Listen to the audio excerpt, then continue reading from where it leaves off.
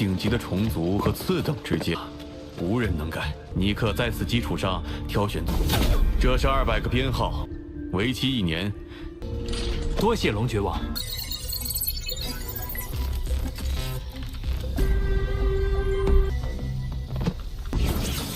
科斯尔，罗峰突然消失，一系统巅峰又是0.01秒。遍不朽神灵。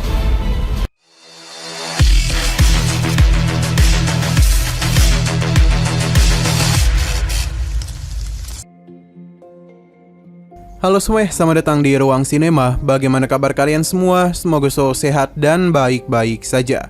Sesuai jadwal, jadi pada hari ini kita akan kembali melanjutkan series Donghua Penakluk Bintang episode terbaru, yang mana ini adalah episode yang ke-164. Bagi yang mau bergabung dan series ini, kita sudah sediakan playlistnya. Jadi kalian bisa dengan mudah mencari di mana episode awal dari series ini. Sebelum kita mulai episode terbarunya, kita akan melihat dulu apa saja yang telah terjadi pada episode sebelumnya, tepatnya pada episode 163. Kemarin, Lo Fong melihat dengan mata kepalanya sendiri kalau cicitnya telah menyalahgunakan kekuatan dan juga status yang dia miliki untuk bisa menindas orang yang lebih lemah darinya. Tentu sebagai kepala keluarga, Lo Fong sangat marah. Ia pun mengumpulkan semua keturunannya di kediaman mereka. Dan ini jugalah pertama kalinya Lo Fong melihat keturunannya yang ternyata sudah hampir mencapai jumlah 2000.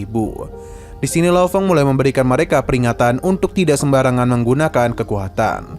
Di sisi lain, kita pun diperlihatkan kepada seseorang yang mampu dengan mudah mengatasi hukum ruang milik perusahaan alam semesta. Dia pun mengetahui posisi galaksi Bima Sakti dan mengirim pasukan ke sana.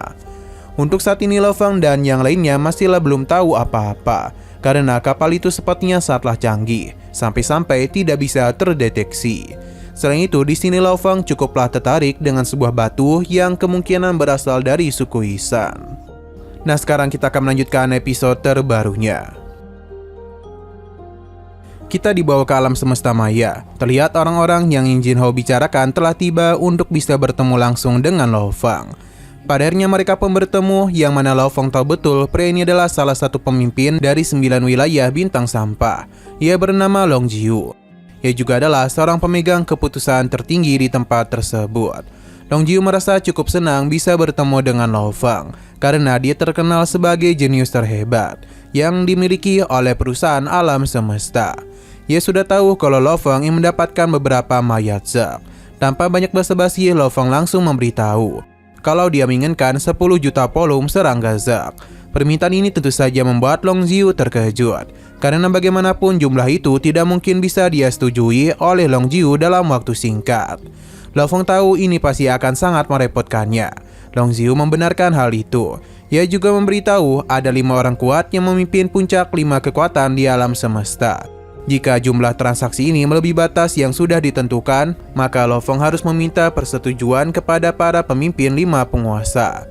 Tapi Long Jiu akan mengusahakan permintaannya itu. Dengan begini, Lo Fong pun hanya perlu menunggu kabar dari Long Jiu saja. 听说你要弄些江玉娥上校，一旦超限，就得找都比宇宙国还要富有。凑巧，那就麻烦龙爵。 Setelah dari pertemuan itu, kita dibawa berpindah ke kapal meteoroid, yang mana saat ini Lo Fong sedang melakukan perjalanan. Tapi dia itu memilih untuk bertemu dengan kedua saudaranya di alam semesta maya. Mereka penasaran dengan kesibukan Hong selama 100 tahun itu, karena tidak mungkin ia hanya mengejar cintanya saja. Hong memberitahu kalau ia sudah menyelesaikan pelatihan di kota kekacauan. Saat ini ia tengah melakukan perjalanan menuju tempat rahasia di alam semesta. Mereka cukup tertarik dengan kota kekacauan karena tidaklah mudah untuk memasuki kota tersebut. Semua ini bisa terjadi karena Hong menerima bantuan dari Jixing dan juga prestasinya di camp pelatihan elit. Hong juga telah menyerap sebuah inti dari Battle Egg Colosseum yang membuat Lei Shen sedikit cemburu kepadanya. Ia tidaklah tahu bagaimana cara Hong bisa menghadapi berbagai keadaan tersebut. Namun bagi Hong, perjalanannya masihlah panjang, karena tujuan utamanya adalah inti alam rahasia dari kapak besar. Tidak mau kalah, Lei Shen pun mengajak Lo Fong untuk terus bekerja keras. Sim berpindah ke bintang Wulong atau bintang sampah. Kita dibawa kembali kepada Long Jiu yang mana ia telah menyelesaikan pesanan dari Lo Fang, dan dia itu hanya perlu membayar saja. Namun harga yang dia berikan cukuplah mahal, karena ini merupakan harga gabungan dari 5 kekuatan utama di alam semesta. Long Jiu tidaklah bisa berbuat apapun, kecuali jika Lo Fang membeli serangga Zek dengan kekuatan rendah, maka harganya juga akan berbeda. Long Jiu memberikan 200 unit yang masing-masing mewakili 1 unit komoditas. Ia sudah menyiapkan yang terbaik untuknya, dan ada 100 unit yang terbaik yang bisa Lo Fang pilih sendiri. Berhubung Lo Fang membeli barang senilai 1 juta unit keanggotaan untuk mencari harta karun di gunung sampah miliknya. Ia akan diberikan waktu selama 1 tahun untuk bisa melakukan pencarian, karena gunung sampah itu memiliki begitu banyak puing-puing yang setiap harinya dikirim kemari. Walaupun barang-barang berharga lainnya sudah dialihkan, tapi tentu masih ada barang-barang yang tidak bisa mereka kumpulkan. 顶级的虫族和次等之间，无人能干。尼克在此基础上挑选族，这是200个编号，为期1年。多谢龙爵王。 Jika Lo Fang beruntung, ia bisa menerima bonus. Tapi sebelum itu Lo Fang harus melakukan pembayaran dahulu. Nah, saat juga 1 juta unit keanggotaan langsung Lo Fang transfer. Long Jiu menjadi senang dan akan membawa Lo Fang ke sebuah tempat. Xian berpindah ke tempat para serangga Zek berada. Terlihat kalau ada seseorang yang memberikan laporan kepada sang ratu kalau Lo Fang telah menghabiskan cukup banyak uang di bintang sampah milik Long Jiu. Dengan pembelian sebanyak itu, maka mungkin membutuhkan waktu 10-30 hari untuk menyelesaikannya. Di bintang sampah itu terdapat banyak puing-puing berharga, bahkan tidak sembarangan orang yang bisa masuk. Jadi ini merupakan kesempatan bagi mereka untuk bisa menghabisinya. Sang ratu setuju dan memberikan perintah untuk menghabisi Lo Fang sebelum sosok itu terbangun. Seketika saja kita diperlihatkan dengan bagian ke-6 di bintang sampah, yang mana sepertinya ini adalah utusan dari sang ratu Zek. 禁止破晓神灵进入的，趁他还未完成选购至少需要10到杀。启动。 Kita dibawa ke sisi lain dari bintang sampah, di mana di sana terdapat begitu banyak mayat serangga Zek. Dahulu kala tempat ini sempat kecolongan, jadi sosok kuat sengaja mengirim sejumlah besar kekuatan kerajaan dewa di tempat itu untuk bisa melindunginya. Sebenarnya roh abadi dilarang keras masuk saat membeli barang. Bahkan Roadmaster yang memiliki posisi tinggi masih belum cukup untuk mendapatkan izin masuk. Jika cukup beruntung, maka Lo Fang bisa menemukan sisa-sisa roh dewa di sini. Penanda pun diberikan oleh Long Jiu kepadanya. Lo Fang meminta Dylan untuk tetap berada di sini karena ia akan melakukan perjalanan seorang diri. Long Jiu meminta untuk tidak perlu khawatir karena tempat ini dijaga dengan begitu ketat. Bahkan sosok kuat seperti Master Semesta juga ada di tempat itu. Lo Fang pun diminta untuk mengikuti 2 bawahannya ini karena merekalah yang akan membimbingnya. Lo Fang pun mengeluarkan 200 unit yang dia miliki agar bisa di-scan oleh para pelayan ini. Dan jumlah sebanyak itu mereka memerlukan waktu setidaknya 13 hari. Jadi Lo Fang akan mereka bawa dulu. Nah, ketika Lo Fang sedang melakukan perjalanan, kita pun diperlihatkan dengan seseorang yang sedang mengawasi pergerakannya. Sepertinya ia adalah bagian dari gunung sampah, karena dia itu bertugas untuk mengawasi apa yang ada di sana. Namun terlihat kalau beberapa penjaga sama sekali tidaklah fokus dalam pengawasan, karena mereka malah asik sibuk sendiri. Ada yang bermain-main, bahkan ada yang menonton pertandingan. Alhasil pria ini pun memilih untuk pergi.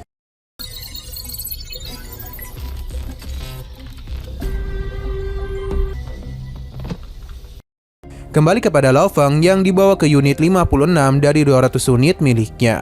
Di sana Lo Fang bisa melihat ada begitu banyak serangga Zek. Ada 3 jenis serangga Tang, 18 kumbang, dan 2 serangga mustelit. Lo Fang merasa puas dengan apa yang telah dia dapatkan. Karena dengan gini, ia bisa mengembangkan 20.000 serangga Zek. Lo Fang pun diminta untuk melihat tumpukan sampah yang terhubung di seluruh bintang Wulong. Untuk saat ini, Lo Fang milih untuk tidak melakukan pencarian dulu.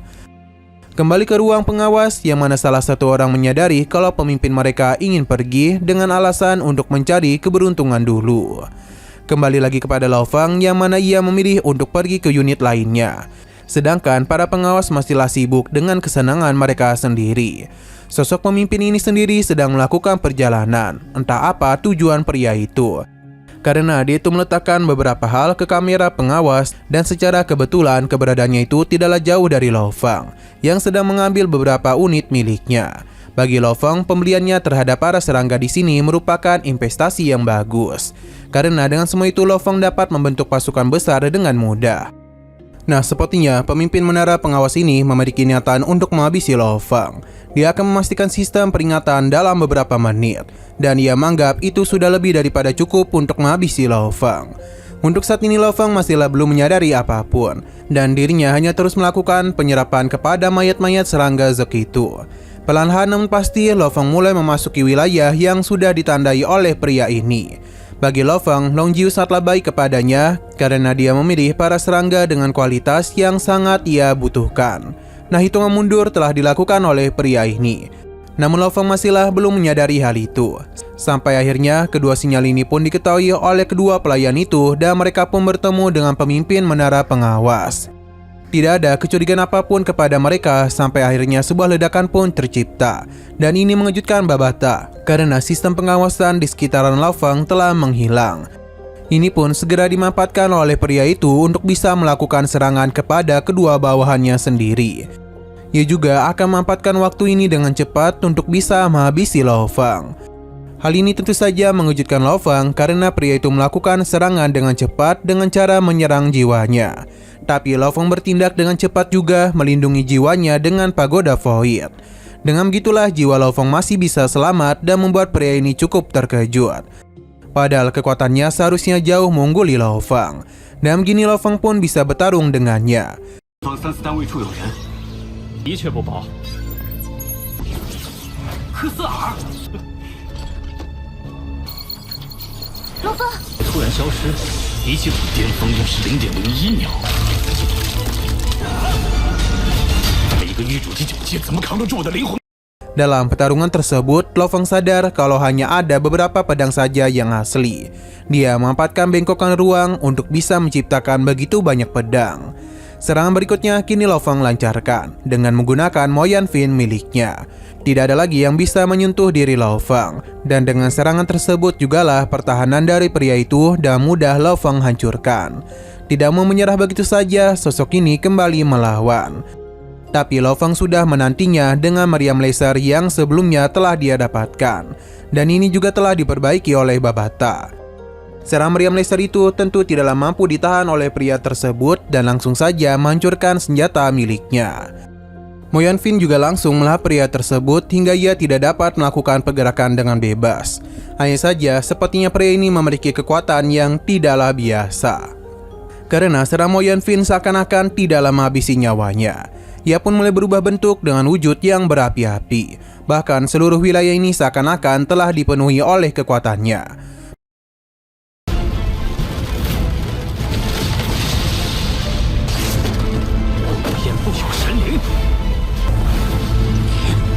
Babata yang panik segera mengirimkan pesan kepada Long Jiu. Ini pun seketika saja membuatnya terkejut karena permintaan Lo Fang yang meminta pertolongan begitu banyak. Jika hal buruk terjadi kepada Lo Fang di tempat ini, maka Long Jiu akan sulit untuk bertanggung jawab. Ia segera melakukan pencarian untuk tahu apa yang telah terjadi. Lo Fang sendiri tidak menduga kalau akan ada sosok pengendali roh sekuat ini di wilayah Huluwong. Mungkin ini akan menjadi pertarungan yang sulit untuknya. Sedangkan Long Jiu sendiri telah berhasil mencari posisi pertarungan itu dengan cara mencari tahu di mana letak pemindai yang rusak. Long Jiu memberikan perintah untuk melakukan penyelamatan, tapi sayang sekali posisinya itu tidaklah cukup tinggi untuk mengeluarkan perintah tersebut. Setidaknya ia harus meminta persetujuan dari 5 kekuatan besar di alam semesta. Dan kesepakatan mereka barulah penyelamatan bisa diizinkan. Tapi waktu ini tentu tidak akan cukup karena kondisi Lo Fang benar-benar terdesak. Nah, sayang sekali lagi seru-serunya episodenya ini pun harus bersambung dulu.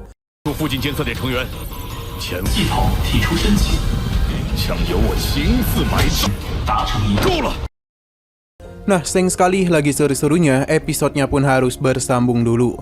Namun sebelum kita akhiri, seperti biasa kita akan melihat preview bagian selanjutnya, di mana Lo Fang akan menghadapi pertarungan yang sangat sengit. Karena bagaimanapun, ada sosok yang berada di tingkat Undying telah muncul di hadapannya. Untuk Lo Fang sendiri, sepertinya menggunakan tubuh monster tanduk emasnya. Dalam pertarungan itu, terlihat jelas kalau Lo Feng ditekan habis-habisan. Ia penasaran mengapa sosok ini mengincar dirinya. Tidak hanya itu saja, namun ada sosok lain yang juga berhadapan dengan Lo Feng. Bahkan dia itu mampu menahan pagoda void miliknya.